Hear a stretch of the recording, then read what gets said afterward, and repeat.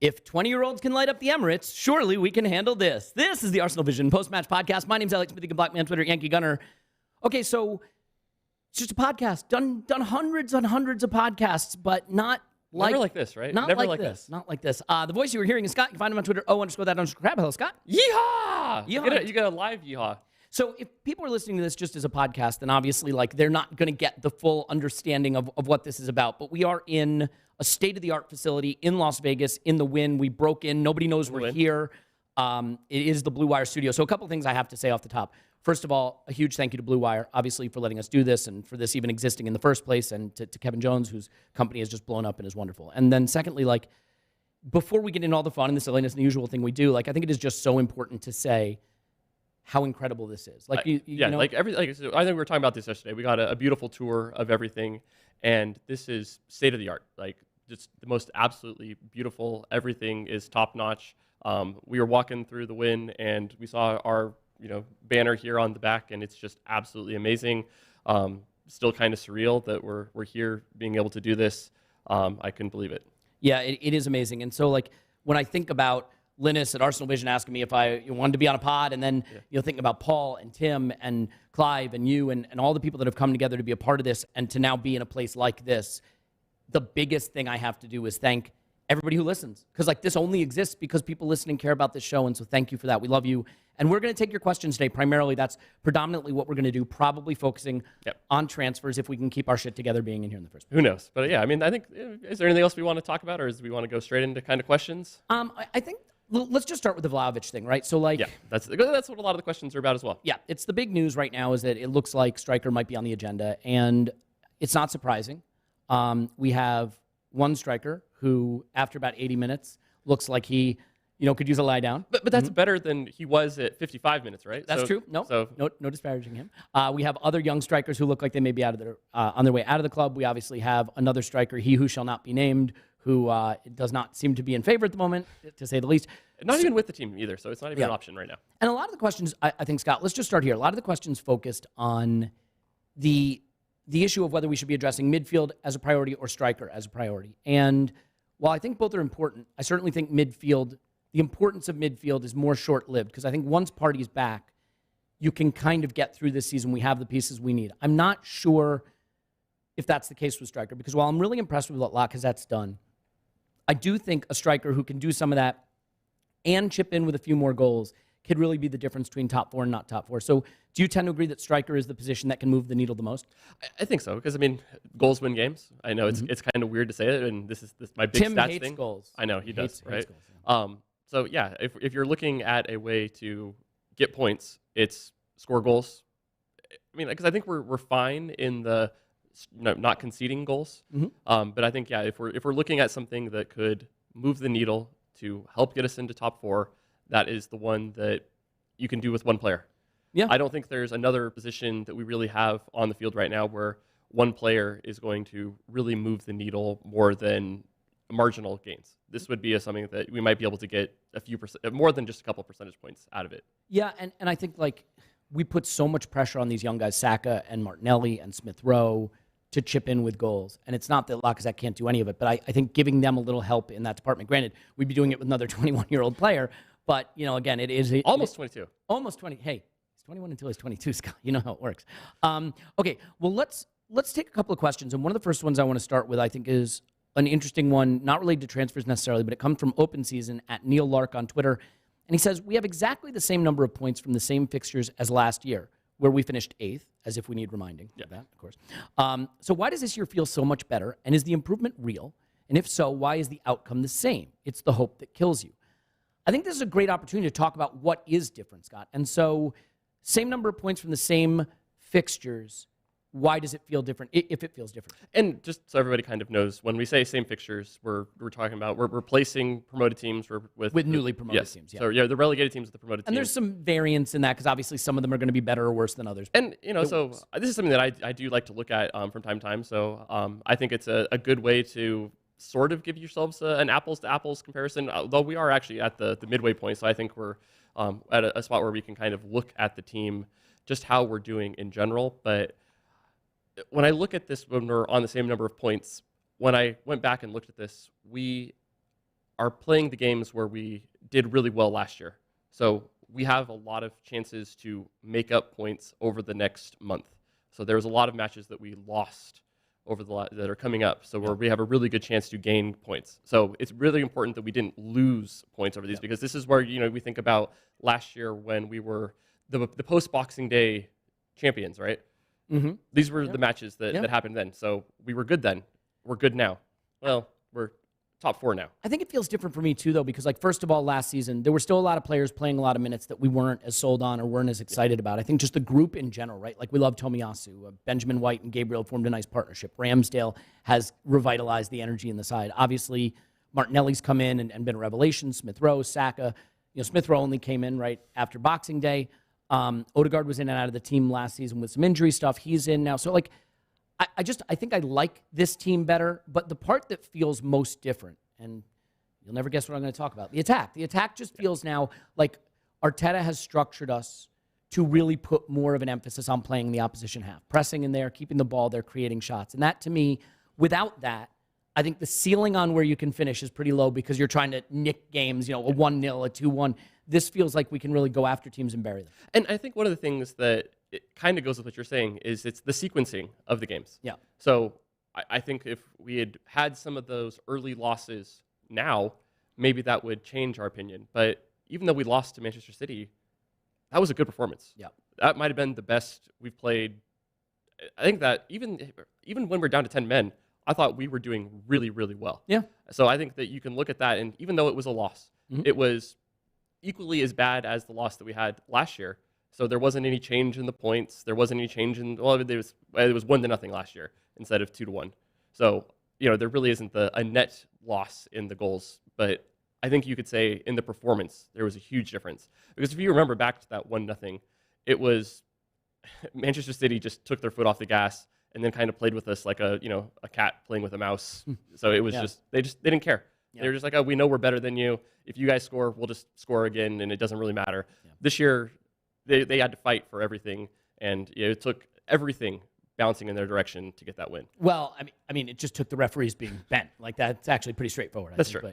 But, well, so obviously there's a lot of questions about striker, and before I go to specific ones about what we should do, let's talk about Vlahovic. I mean, just put it out there on a percentage chance, likelihood that you think we get Vlahovic in January, just a percentage chance of it. I'm kind of at the 50-50 right now. Okay. I think that there's some smoke there. Well, didn't Mikel say we will move in this window? It was pretty unequivocal. It seemed like it. So, but the one thing that kind of makes it a little weird, and I think we have some questions also that are along that line, is that I'm not sure how sold the player is on moving to Arsenal. Okay, let's just talk about that. So. This I think is really interesting because I know the Arscast talked about this, and Andrew was talking about the importance of getting a player that really wants to be at Arsenal versus other teams. And I think we have to sort of balance, right, the fact that clearly Arteta values character, commitment, all of those things, as you should. But at some level, if you want to have the absolute best players in the game at a club like Arsenal, part of it is understanding that if they become some of the best players in the game, they may want to go to a Madrid or a Bayern or once upon a time a Barca, but they're terrible now, so LOL. But and they don't have any money. They don't have any money. They're scant. But I just borrow money and buy your players anyway. But yeah, if you look, the funny thing is, if you look at the best players we've had, whether it's Thierry Henry or Robin van Persie or Cesc Fabregas or Patrick, they left Arsenal and went to Barca and they went to Juve and they went to Van Persie went to United, which I don't know why I'm bringing all this up. This is all very painful stuff. I'm sorry to ruin your day, but so. Then you look at where we are now and the club we've become and where our players going, and they're going to Everton or they're going to teams in Ligue 1 and not PSG, and so or we're paying them to go away. Paying them to go away. So while I totally get the idea of wanting them to be committed, a player who thinks his future someday is at Real Madrid is probably a player that you're going to want if he's going to go to the top of the game, right? If he's well, my ambition is to be at one of the good teams in England. Hey, look, I love Arsenal. But if his ambition is I'm going to be one of the best players in the world, then that just comes with the realization that they might wind up at a Madrid or a Bayern or, well, not Barca, at Man City or United. PSG, yeah. So I think this goes along with kind of what we've been talking about with the contract year stuff, right? Mm-hmm. You want players playing for that next deal. You don't want them to be satisfied because I think that everybody's professional, but I think that there is a certain motivating factor of trying to get that next move. Yeah. Trying to get that next deal that really helps to push people to that next level. Yeah, I mean, if you get a 30-goal season out of someone and then they leave for Madrid, like that's not, I mean, obviously you'd rather they stay. Yeah. It's not the worst outcome. I guess the point is with Vlahovic is like, I don't know why I would expect a player from another country who has no connection to the club to be like, of course I'd prefer Arsenal to Real Madrid. Like, I can't ask that. What I would ask is like, come here, bring that energy, that I'm going to be one of the best players in the world energy, play your heart out. And if you get your move to Madrid, it probably means you were really good for us and you really helped us along the way, rather than we had to pay for you to leave to go to a smaller club. Right? And I think the team has actually probably found a fairly good balance. So we've bought some English players. We've made that kind of a priority. So we have Ramsdale. We got White this summer. And I think both of those players I think it's coming from where they grew up and where the prestige is and where do you dream of playing, which teams were, when you were a kid, which teams did you have the poster on the wall kind of a thing that you grew up aspiring to play at. So if you're in England, you're going to want to, maybe the English clubs are the ones that you really want to be able to do. And I think there's a good balance there. So we have, the academy kids, so I think they have a special connection with the team. So I'm hoping that, some of those we might be able to hold on maybe a little bit longer than, if they grew up in France or something like that. But I think you need some of a little bit of a balance of another player coming in and pushing, trying to make the team better, wanting to go to a higher level. Yeah, I mean, ultimately, they're going to play so well that at some point you can't keep them anymore, and you're taking £100 million to move them on and build your project. It's the Dortmund model, right? Yeah. We understand that we're kind of a stepping stone. It's kind of like Arsenal can be Dortmund, but with more money. Yeah, like a richer Dortmund. That sounds perfect. Yeah, so obviously one of the questions that a lot of people have is just about the target, and Kevin A. on Twitter at KC_Asem asks, thoughts and preferences on rumored strikers, particularly Isaac versus Vlahovic. I don't know why Isaac keeps getting brought up because I haven't seen like any really reputable links other than just that he's. I mean, I think there's some it seems like there's a player that we've been kind of tracking for a while. I think there was some smoke last summer, but I don't think there was a ton because he just re-signed his deal. But that just means that they're trying to solidify whatever fee eventually he sells for. Do you think style-wise, like the way we're playing now with Lacazette center forward, that Isaac fits a little more of what we're doing? I think more of an on the ball. He's more in that style. I think that was kind of the interesting thing when I looked at what Vlahovic has. I'm sorry if I'm mispronouncing things. It's on brand, man. It is. Mispronounce away. Go for it. But he's not Lacazette. I think he has Lacazette-like characteristics. I think there's certain things that Lacazette does that he can add as well. But he definitely has a different connection. He has significantly more shots. I think one of the things that's actually kind of interesting. I've spent the last couple days watching some old matches from earlier this year of him. The one that I really actually liked was the one against Milan, where he had 2 goals and assists, and I thought that was a very good game for him. But one of the things that's really interesting is that he doesn't press a lot, and I wonder if that's something that the team has scouted and thinks that they could do. He's just not being asked to do it right now, and I guess that's the big area where he doesn't do what Lacazette does that I would worry about the fit. I mean, I think like on the Vlahovic side, right, I know that like a lot of data people, and I would put you into that category, have had questions about Vlahovic, right? Like his suitability based on underlying metrics. But we were talking about this off air. Like, I think when a player is 21 years old, you can't just look at the numbers and say this is who they are. I mean, Emil Smith-Rowe doesn't look great by the data. Bukayo Saka's getting better and better by the data, but still doesn't look like an elite player. The reason we know they're elite is, first of all, we watch them. We have eyes. But also because we know they're young and going to get better. If Smith-Rowe today is the best he's ever going to be, then we might have a different view on what his ceiling is. But we project out the player we think he's going to be. So like with Vlahovic, he's only 21 until he turns 22. Like I think... If we can go decimal age, he's 21.9. Well, like how many... And I realize like he scores a lot of penalties and he has a lot of headers and like those are things that are a concern. You also have to talk about like, well, what is the style of the team he's playing in and how does he fit that function? He's big, he's strong, he has... Yeah, he checks all the boxes physically. Like he is a specimen. He's in terms of Premier League size and strength, he seems like he has that. I guess, like, how do you try to look at the data for a 21-year-old striker and balance that or be measured in your conclusions, given the fact that he's got a hell of a lot of goals for a young guy? You know what I mean? Like, that by itself means something. Yeah, so one of the things that I guess I've tried to think through this is he's kind of got superstar-ish type goal numbers right now, and he doesn't have the numbers that fully back up the superstar level. But just because he's not at that superstar level, his underlying numbers are in the very good range. Yeah. And especially for the age that he's at. How does he rate out for his age group? I think he's. I don't have it looking specifically for, thanks for that. under 23. We were there. I could have pulled it together if you kind of thought this through. Have a cocktail, prioritized. But yeah, so like when you're looking at his shooting, and that's something that he rates quite well across the board.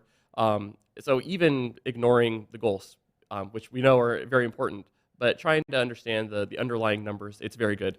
I'm kind of looking here. So in the non-penalty XG, he's right about 50th percentile for all forwards. In the non-penalty goals, he's at 84th percentile. So that's what we're talking about. Like he's really at that superstar level. So even taking out the penalties, he's still at a very good level for the goal scoring that he's doing.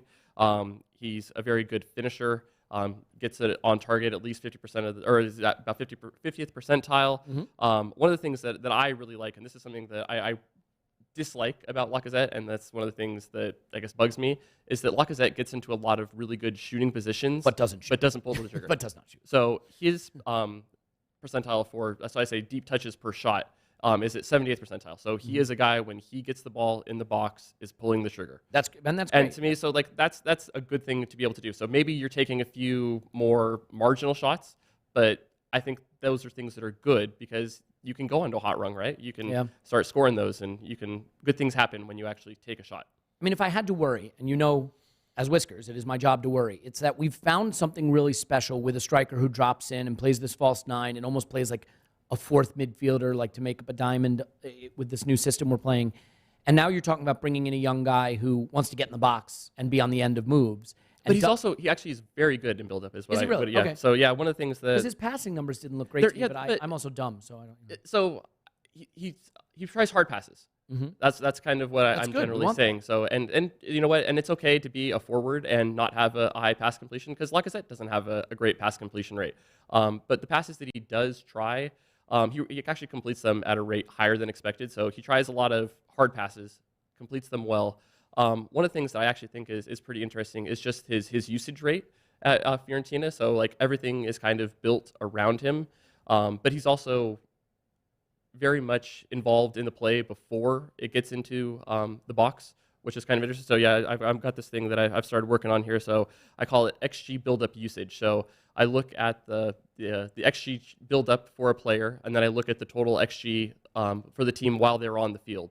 So how much of a team's XG were they involved with? And he comes out at the 78th percentile for that. So to me, that's a sign that somebody does a lot of good stuff outside of just getting on the end of things. And I think that's something, if Arsenal wants something in the mold of Lacazette, that we need to be able to kind of check that box on the to-do list. Yeah, I mean, I think ultimately Arteta obviously knows the system he wants to play in. And while I've never been, this is going to sound weird coming out of my mouth, but if Arteta believes it's the right move, I trust him in the sense that like he knows very clearly how he wants to play. And so if he said, this is the player I want, I find it really difficult to believe that he won't have the qualities Arteta. Now, it doesn't mean the transfer will work out. They're always a bit of a crapshoot.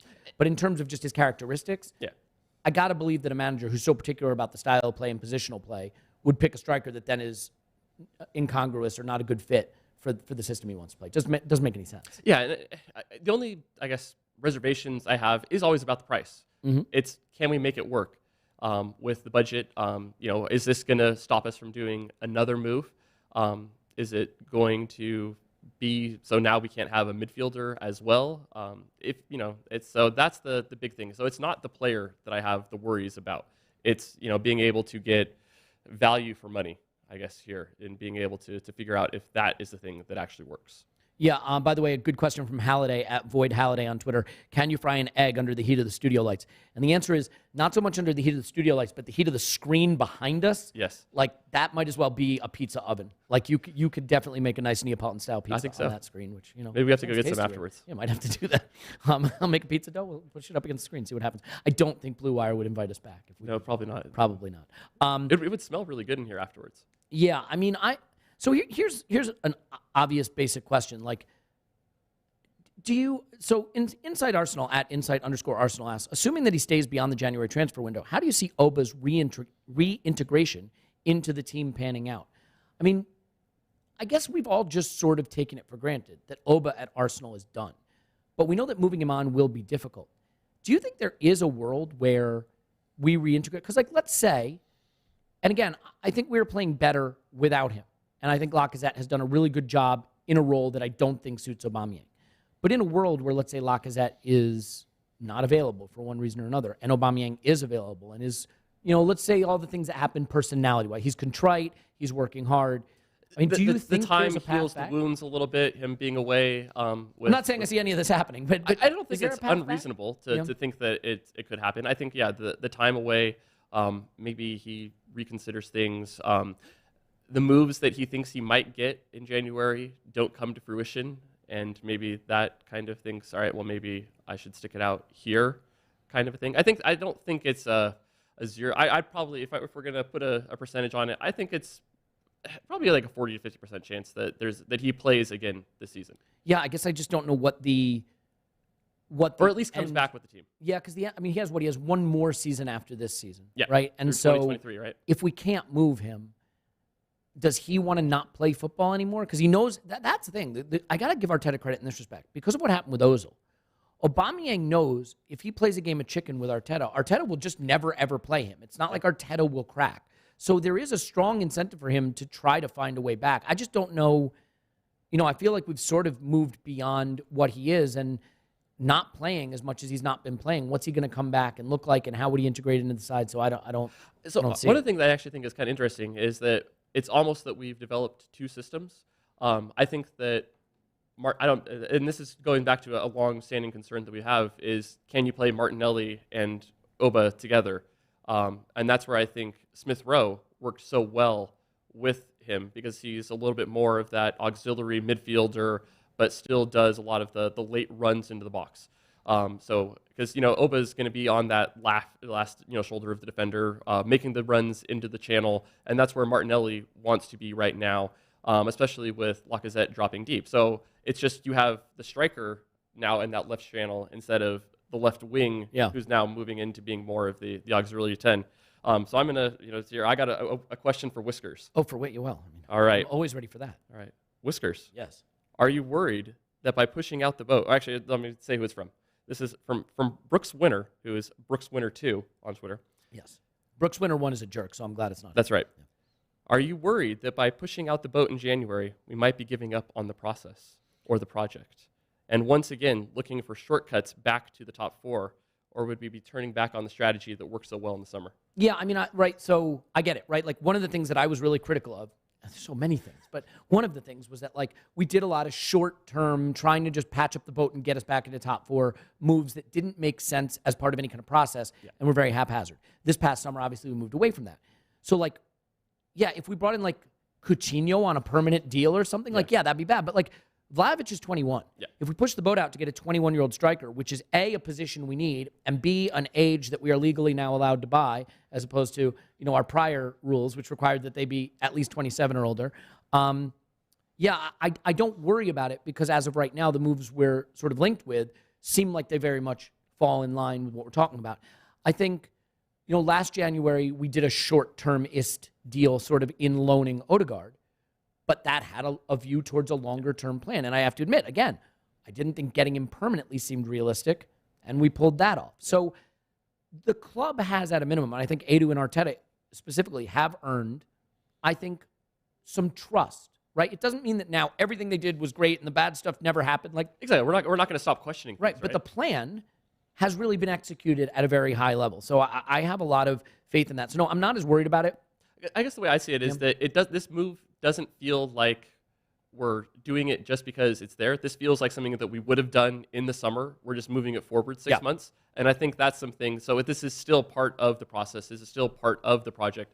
We're just seeing an opportunity to do something 6 months earlier than maybe we would have been able to do. And I think this is a chance where we can get somebody who can really move the needle. And I think it makes sense. Yeah, no, I think absolutely. And again, the best thing I think to do would be to pull forward a summer move to January with the eye towards getting into the top four, right? The reward for being decisive now, if it can get you a Champions League place, is worth it. Like if we were sitting 12 points off top 4 right now, well, first of all, I'd be apoplectic and my hair would be falling out and we'd be screaming in the microphone. But like, I don't think we'd be as concerned about making a right now move because what's on the line wouldn't be very much. I like this. This is kind of a fun one from Doozy123 on Discord.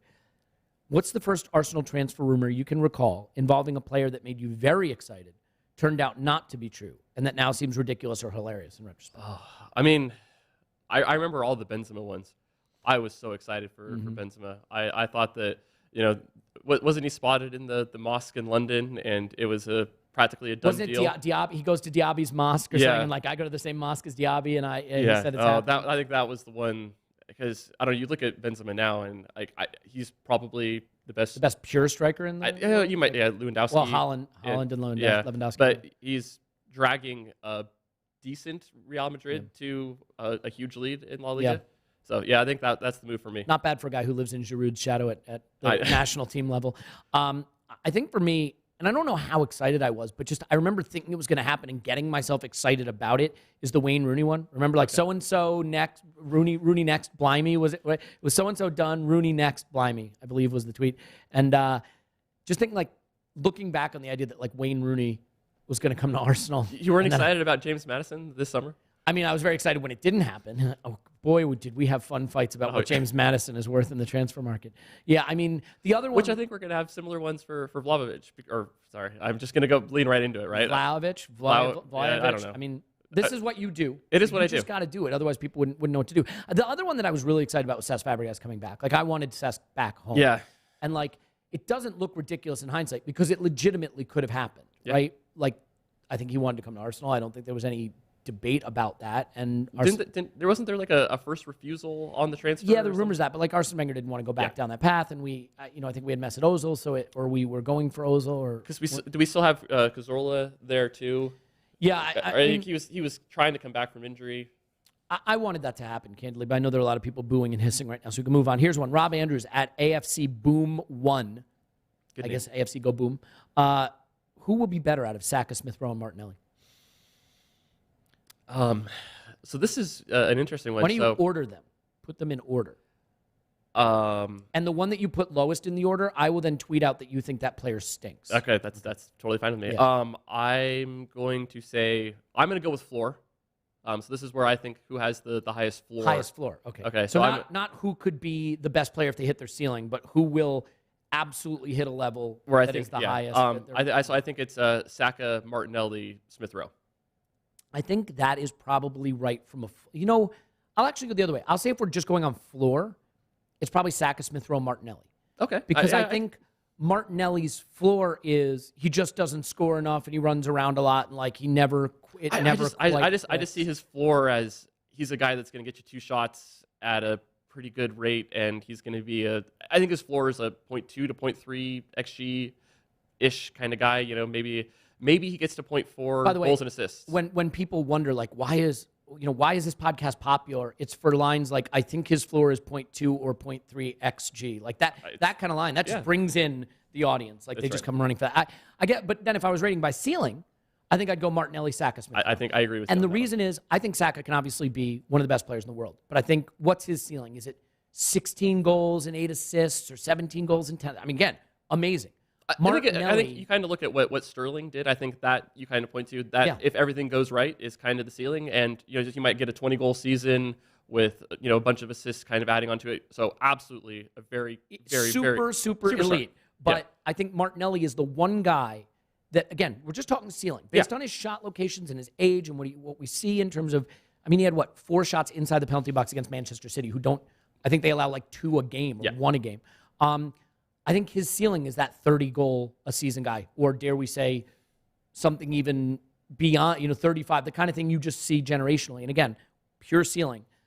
And I think those kinds of guys are just extremely, extremely rare. So while I'm not saying that's what he'll hit, and while I think Saka probably is more likely to be the better player than Martinelli if you had their careers play out 100 times, more of the times I think Saka would finish with a better career than Martinelli. But there's going to be a few of those times I think Martinelli becomes like a goat. Yeah, the higher variance, right? Yeah. So more high, more low, but still super exciting, and I think we both love him. So just to be clear, Scott thinks that Smith Rowe sucks. You said the same order. Or at least you had him at last two. No, what I said is that they are all equal in my heart, and I can't pick any of my children. No, I'm curious, why do we have Smith Rowe lower? I mean, this is a guy who literally every time he kicks the ball, it goes in the back of the net. Isn't that like pretty important? It is important, right? Yeah. But I don't know why we've kind of thought that. I think maybe at least where I'm coming down here is that I think Saka is further in the development and being able to do things on a week in out basis, where I think he is literally our best player almost every time we play. And I think that or at least I see things in Martinelli that bring me lots of excitement. This is a tough question because I really like Smith Rowe. I think there's a lot of the things that he does that bring in things that this team needs, the runs from deep, the ability to carry the ball, find good spots for shots, to be able to do those kinds of things. I think there's more things that he can do to raise his game, and I think that's maybe more where the questions are, where I think that there's just a couple more things that I think he has areas to improve on. Yeah. Okay, let's get into some stuff that we can worry about, because there's not enough worrying happening here at all. It's way too light. So Josh, thankfully, gives us the stuff to worry about at Josh Robinson 87. Let's talk about some contracts. Lacazette 2022, Arteta 2023, Saliba 2024, Saka 2024. Should we be pressing ahead now and extending these contracts? Alarmingly, Arteta only has 18 months left, and Saka next summer will have the dreaded 2 years left. And there's little whispers now of teams that might be interested in Saka, but you'd expect that. And I thought Arteta handled that well in his press conference, right? Which is you want teams talking about your players, right? Like and it's kind of what we talked about earlier, right? We want to be linked with other players, good teams, coveting our players. Yeah, you don't want your players linked with moves to like League Two. Yeah. Right, yeah. So let's go through those one at a time. Lacazette, presumably we're in agreement. You let him go for free with a handshake and thank him for his service. I mean, it's like if he wanted a 1 year deal, that's fine, but I don't think that's what he's looking for. And I don't begrudge him for that. I think that this is probably his last big contract. Go get paid. Yeah. I love to beat a dead horse, but this is what's great about having players that are playing for their next contract. Lacazette has to play his best football right now because he stands to make a lot of money by doing it. And that benefits him and it benefits us. It's alignment, right? Our incentives are aligned. So that's really good. This is a tricky one. The next one is Arteta, and I'm going to read a question from Sammy T at Sammy_T, who says, for you, which is good because I can't answer for anyone. I can only answer for me. For you, for me, pour moi? What is the milestone that triggers an extension for Arteta? Are you there based on the City game? Is it top 6? Is it something else? He's got 18 months left. You probably would get to a point this summer where you want to renew it. You don't want a situation where you're going through next season with contract as a distraction. And we saw that a lot at the end. With Arsene Wenger. Yep. Yeah. So what are those? What would trigger? What milestones? Like, look, I have to admit, I'm starting to drink the Arteta Kool-Aid. I had drank it a bit. Then it soured a little bit. They didn't have the mix right. Maybe it had gone a little stale. They didn't put it back in the refrigerator. It was left out. A little bit more sugar in there. No, needed a little sweetener in that. And now the Kool-Aid is tasting cool and 80 again.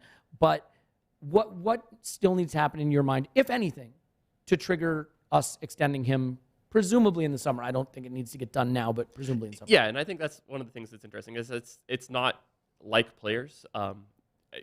Coaches just. There's not usually a transfer fee associated with managers. Yeah. It's if he wants to go, you kind of just let him go, kind of a thing. Yeah. Usually you're paying them to leave. Let's be honest. Yeah, that is true. I think I've been pretty consistent on what my goals are for the season. I think top 6, getting back into the Europa League at a minimum is the minimum requirements. But it's not just getting to that. I wanted to see the performances get to a certain level.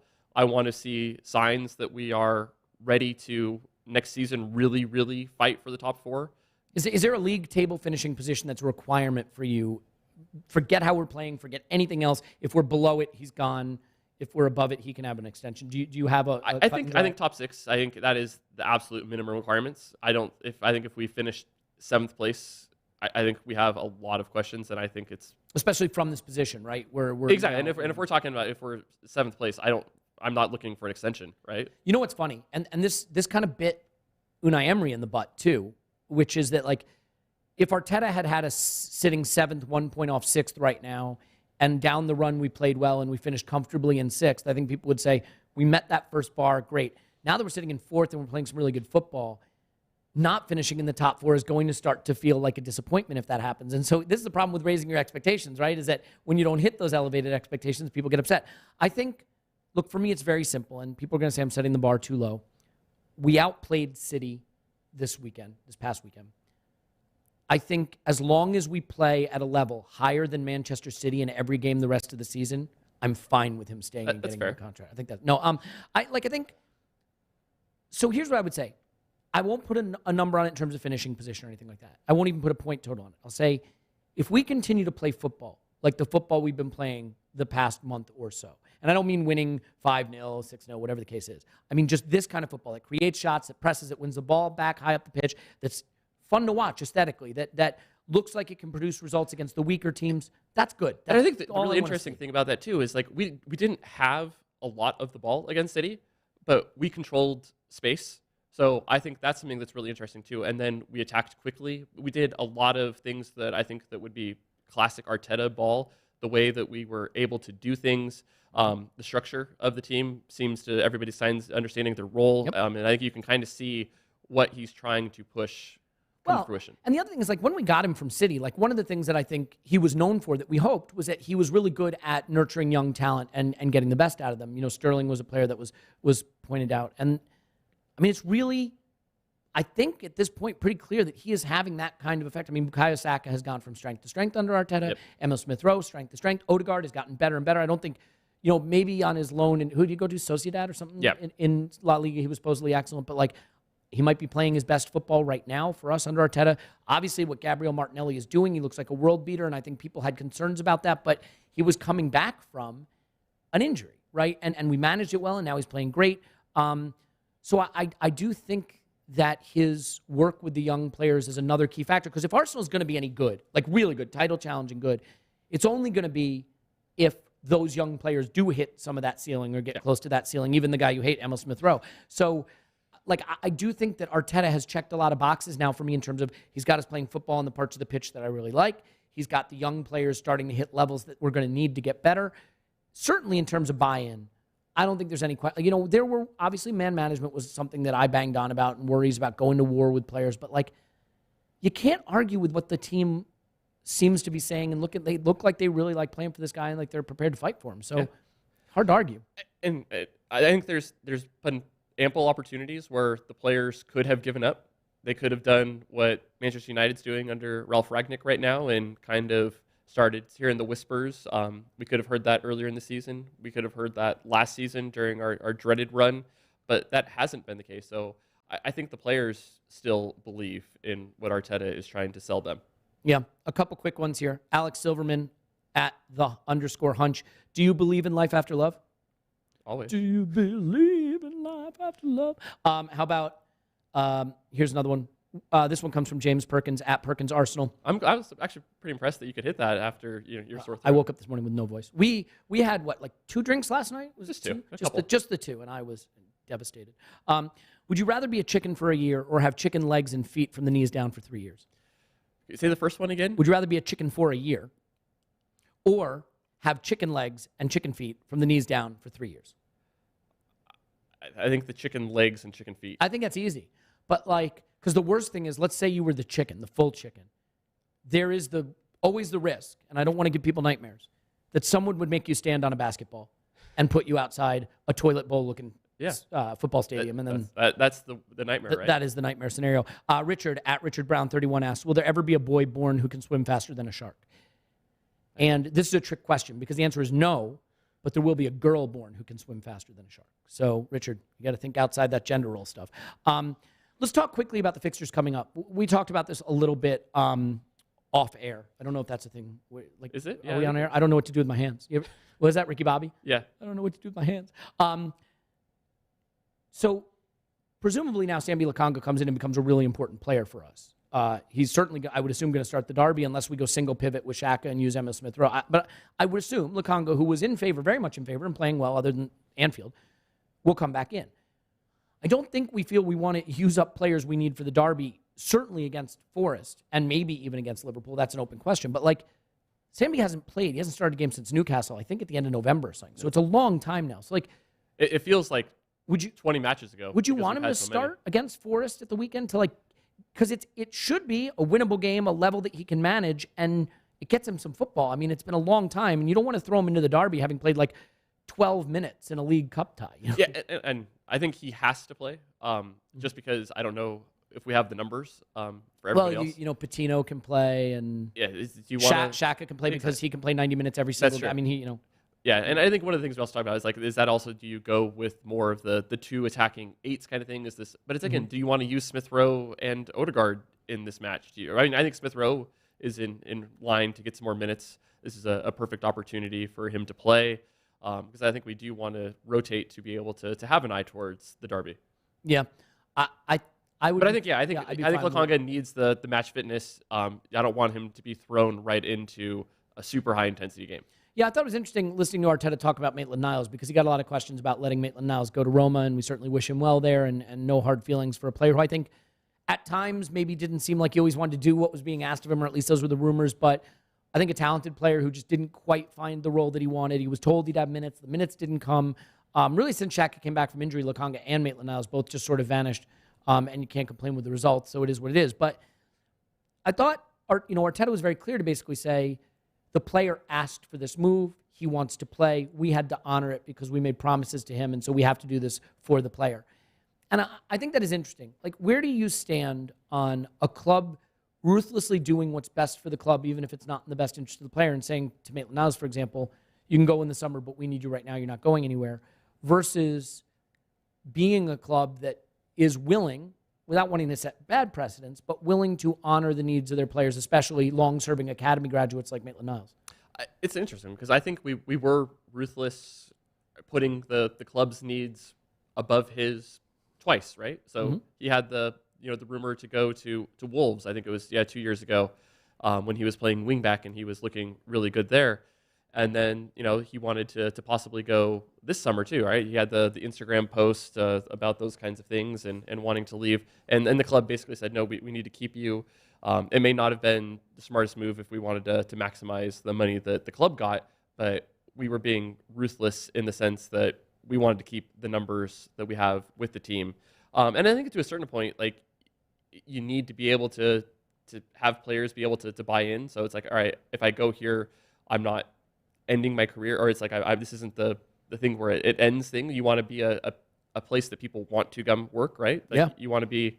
But also, you don't want to be the place where workers know that they have the finding the power. balance, right? But I certainly think you could say we have not made Arsenal a place where players can just react to that. By the way, it occurs to me that I didn't finish with our contract question because we got locked up on the that's right. on the Arteta thing. So I just want to roll back to the one we left. Saka. Well, two, yeah. So Saka and Saliba. So let me just get back to that real quick. So the Saliba one, I think, is actually the more interesting one. The Saka one is, yes, we should extend him. We should extend him every 10 minutes if we can until his wrists hurt too much from signing new extensions. So fine. He should be on a 10-year deal. Yes. I mean, you could certainly give him Aubameyang's money. I mean, don't give him Aubameyang's money, but you know what I mean. But the Saliba thing is really interesting. I mean, all the quotes this season have definitely been more conciliatory and make it look like there's a way back. Marie's going to go. Chambers is going to go. I mean, I think based on the way we play and the number of games we might have if we, God forbid, or even in the Champions League next season, that Arsenal becomes a very attractive place for Saliba to want to be.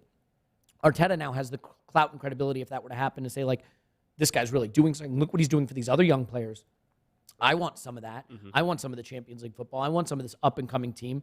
I want to be hitting long balls out to the wing, Martinelli and Saka. So, I mean, I have been wrong about so many things. I've been right about a few things. Well, no, maybe not. But I've been wrong about a lot of things. I don't know that I've ever been as wrong or will look ever as wrong as anything because I try to, when I give opinions, not say this is definitive. When they gave Saliba's number away and just the way everything had been going, I was like, you know what? He's never playing for Arsenal. Again, has your mind changed on that? I think there's definitely a possibility that he does it.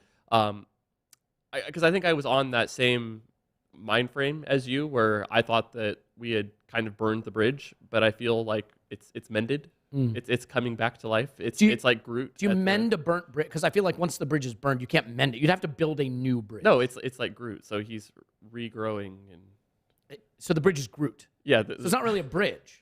It's a tree person. It's a tree person. I mean, you need to be very much clearer about these things. Okay, It's fine. You know what? I'm not we'll Paul with my analogies. So I mean, that's his benefits and drawbacks. His elite skills. Keep going. I'm sorry, you just threw me off there. But yes, so I think that there is starting to see some mending of that relationship. So I think that that's something where, yeah, I think it is certainly a possibility. I think that we will need an additional center back next season. I think we're going to have additional games that we will need to have cover, and I think that's an exciting trio, right? To be able to have 3 guys that are, I think they'll all be, under 23, and that just is exciting to be able to kind of think about. And I think that is certainly a possibility that we will have that. Yeah, I mean, I would love to see Saliba come back and be a part of this team, not because I think I know the level he can hit, but we invested a lot in him. He's a highly rated young player. And once again, I mean, if this player now comes back and is ready to be a part of the team, and he's had a good experience in France, like it will just look like a plan that worked. And you have to give credit for that. And I think it's like even if he doesn't come back, I think the loans that he's done at Marseille, he has looked really good. And I think that we'll have no problem being able to make money on a transfer deal for him. I think that he will be incredibly in demand. And I think it'll be good clubs that will want to buy him, which we talked about. Let's keep the theme, the theme of things. I think, yes, that's something that's very good, that we have a good player here. The Arsenal Vision podcast, where we root for our players to leave for bigger clubs. How about this? Midfield. So I could see a striker coming in, and whether it's Vlahovic and whether it should be Vlahovic and whether it happens now or not, who knows? We know we need a striker, so reasonable. I think we also need a central midfielder. I am much less confident that we would make a permanent move for that player in this window. But there's some interesting possible loan options. Now, Partey and El Neni might only miss 2 games. Yep. You don't know what shape they're going to come back. You just never know. International tournament things happen. But if that were the case and they missed 2 games and you have Partey, Saka, El Neni, Sambi Lakanga, and then the odd academy player, whatever, who can throw some minutes in. It's still a little short. Like you worry about it. It's something to do in the summer. But and I still worry. Maybe I'm going to take the whiskers here. You can have my whiskers. I shaved them right off and handed them to you. We burnt the bridge and then rebuilt the whiskers and I don't know. But this is my question. I thought you were going to go into Manscaped, Dad, on the shaving of the whiskers. You know what? It's too late for that. We'll get to that in the next episode. But still, we love them. And like this is why. But would you do any of the short-term deals that are like? What about a loan for Gini Wijnaldum, or dare I suggest Aaron Ramsey, or the, God forbid, short-term contract for like a Jack Wilshere to go, put some minutes into those weary legs? Like, is there a short-term move you see out there that might make sense? I think if Wijnaldum wants to come, I think that one is a no-brainer. You nailed that name. You know what? I try hard. Everyone gets one.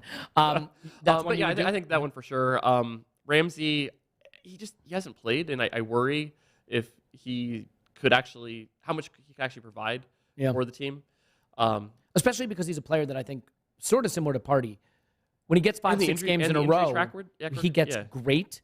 But those first couple of games when he comes back, having not played in a while, he never looked particularly good. He's a player who needs a run in the side, and I don't think we would be able to give him a major run in the side. Yeah, so I do worry, because as we see, as players drop out, getting COVID, do you ever have enough in one position? That's a great point. Like, another reason to do January deals is with the COVID chaos, the bigger your squad right now, the better your chance that your season doesn't collapse, right? You could go through a 3-week period where suddenly you're gutted, and of course, because we're Arsenal, we'd have to play the games. We'd never get them suspended. Because we'd only have we'd have like 2 COVID cases in midfield. Everybody else is we healthy. Would literally like take the guy out of the Gunnersaurus suit and have to play him, and they'd be like, "Look, you have Gunnersaurus. What are you complaining about? You can play." But like, other than the conspiracy against Arsenal, like I do think that's another plus EV thing to have a bigger squad this season because of the chaos of COVID and it being unpredictable. Because I think that's something that we've trimmed down our squad because we didn't have Europe this year, so we don't have that full second team that we've had the last couple of years. Yep.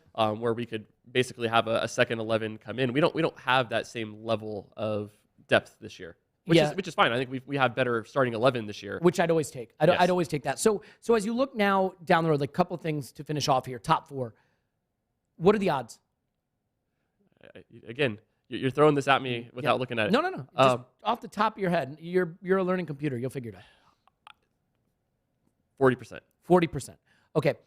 I will say 98%. I think it's basically locked up. No, I'm kidding. But like, how much do those odds move based on the outcome of the derby? So I looked at win and loss, what happens there. I didn't look at draw because that basically keeps us on Where the it is, same same level. level. And so a loss really hurts. This is a 6-pointer because I really do think that Spurs are going to be the main competitor for this.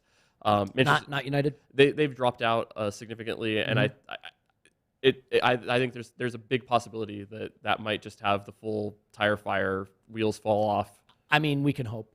Like that. I hope, yeah, I know. United being a disaster is like the dream scenario. But yeah, keep going. So yeah, I think Spurs, especially since Conte has come, I hate to say it, but they've looked really good. Like their numbers have significantly improved. So they just lost Son, right? They did. Who somehow will magically be perfectly ready to play for the derby, but they're saying he's going to be out till after the next international break.